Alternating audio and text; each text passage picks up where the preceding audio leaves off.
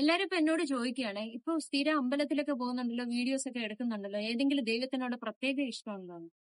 എനിക്ക് ഭദ്രകാളി എനിക്ക് ഭയങ്കര ഇഷ്ടമാണ്.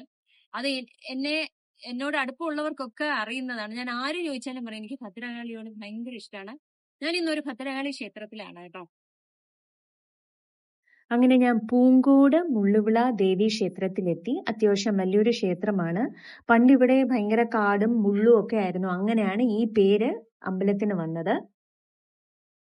കൊടുങ്ങല്ലൂർ അമ്മയുടെ രൗദ്രഭാവം തന്നെയാണ് ഇവിടുത്തെ ദേവിക്കും. അപ്പോൾ രൗദ്രം കൂടിയത് കാരണം മഹാദേവനെ ദേവിയുടെ കാൽക്കൽ വെച്ചിരുന്നു.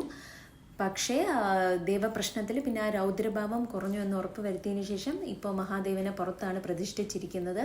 അതുമാത്രമല്ല ഗണപതിയുണ്ട്, യോഗീശ്വരനുണ്ട്, യക്ഷിയമ്മയുണ്ട്.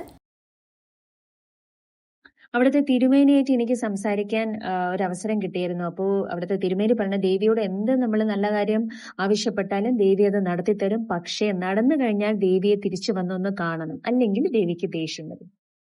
പലർക്കും അതിൻ്റെതായ അനുഭവങ്ങൾ ഉണ്ടായിട്ടുണ്ടെന്നാണ് എനിക്കറിയാൻ കഴിഞ്ഞത്.